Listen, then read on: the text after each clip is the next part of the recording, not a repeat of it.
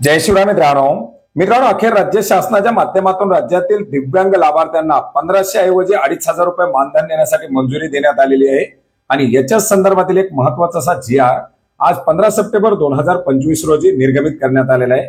मित्रांनो, राज्यातील संजय गांधी निराधार अनुदान योजनेसह श्रावणबाळ सेवा राज्य निवृत्ती वेतन योजना, याचबरोबर केंद्र शासनाच्या माध्यमातून राबवल्या जाणाऱ्या विविध निवृत्ती वेतन योजना याच्या अंतर्गत असलेले जे काही दिव्यांग बांधव आहेत अशा दिव्यांगाच्या अर्थसहाय्यामध्ये वाढ करण्यासाठी मोठ्या प्रमाणात लोकप्रतिनिधींच्या माध्यमातून मागणी केली जात होती।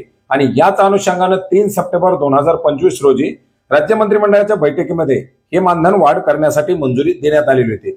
मात्र अद्याप याचा जीआर निर्गमित करण्यात आलेला नव्हता।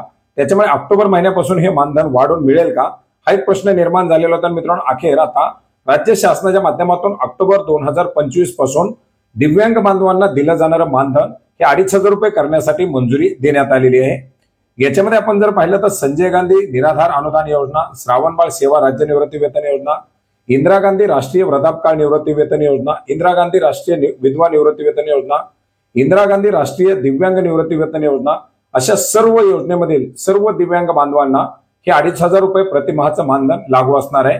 दिव्यांग बांधवांचं मासिक अर्थसहाय्य आता 1500 वरून 2500 रुपये करण्यात आलेले आहे। या अर्थसहाय्याचं वितरण सर्वसाधारण अनुसूचित जाती, अनुसूचित जमाती प्रवर्गासाठी करण्यात आलेल्या मंजूर तरतुदीमधून हे वितरण केलं जाणार आहे।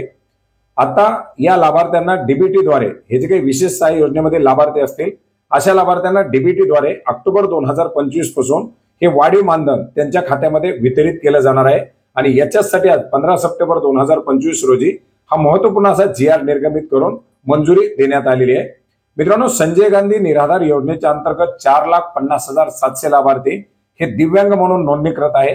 तर श्रावणबाळ सेवा निवृत्ती वेतन योजनेच्या अंतर्गत 24,003 दिव्यांग लाभार्थी आहेत।